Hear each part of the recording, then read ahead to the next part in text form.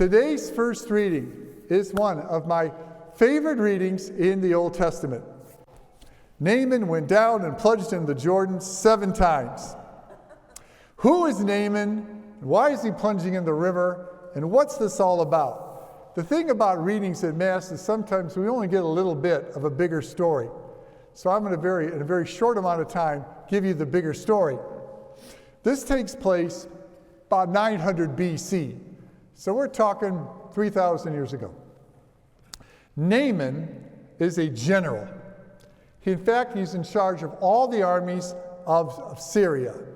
He lives in Damascus. It was called Aram back then, but it's the same town, it's the same place. He's a very powerful man, a very successful man. He had a palace to live in.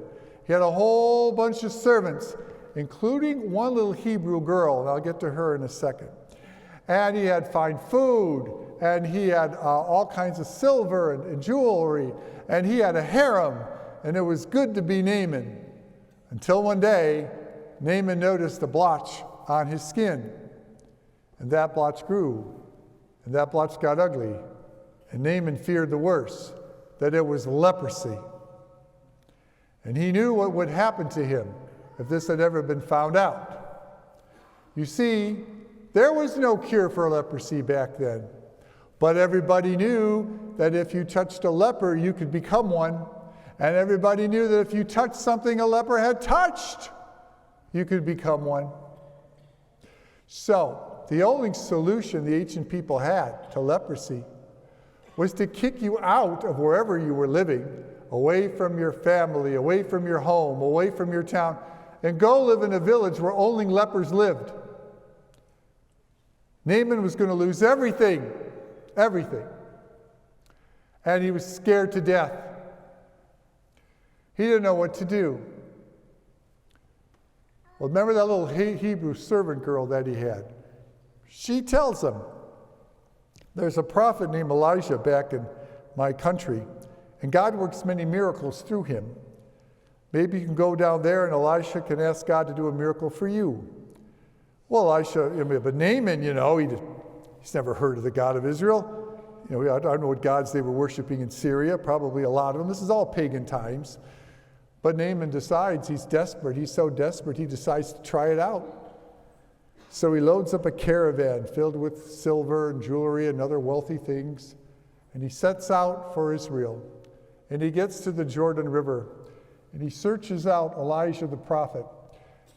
And he comes to the river, and there's this hut made of sticks.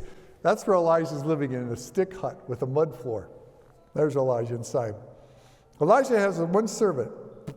Naaman gets to the hut and sends his servant in to get Elijah, and says, Naaman, the great general of the Syrians, is out and has a request of you.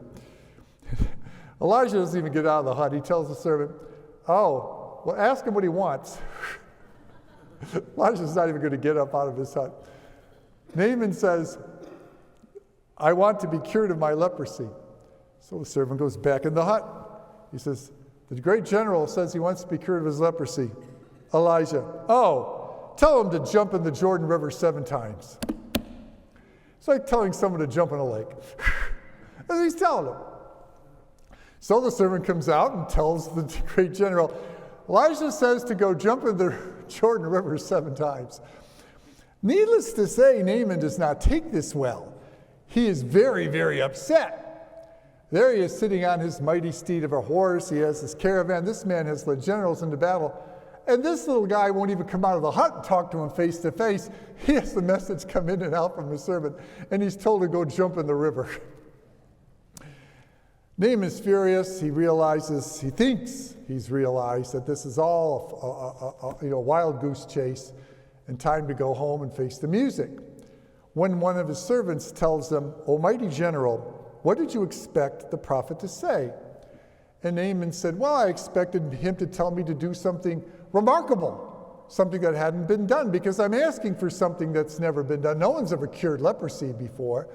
So I would have asked him maybe if I was to kill a lion with nothing but a spear, or maybe climb a mountain that's never been climbed, or swim across a fast-flowing river that no one has ever swam across and lived. Something remarkable. And you would have done it, said the servant. Yes, Naaman says, I would have tried anything to cure myself of this leprosy.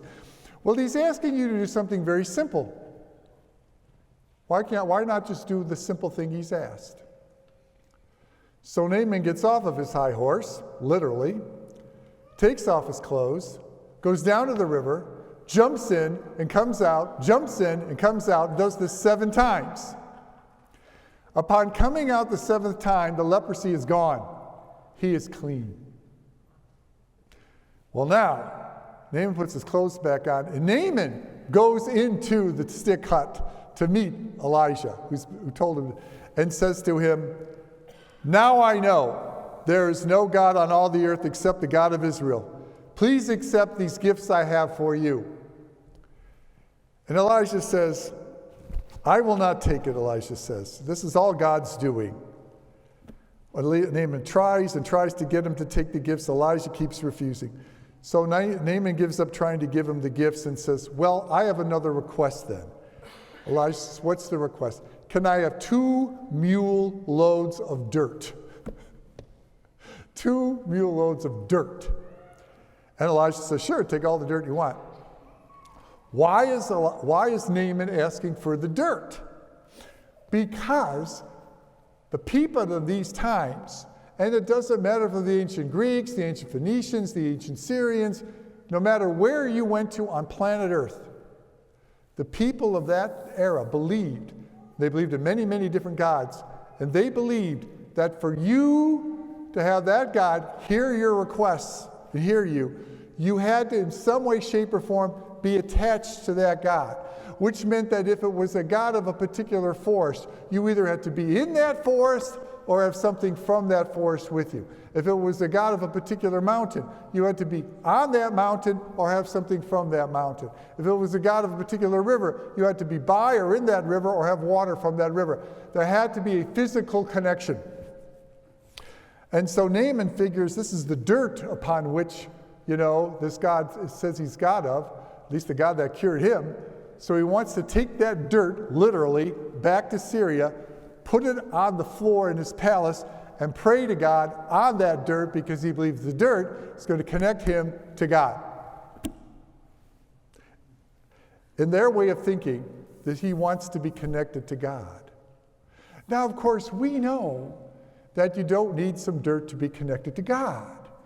We know simply by opening your life to God, God will be there. In fact, what we will discover is God won't be coming in. You'll discover that he was already there. But the fact is, that's how we're connected.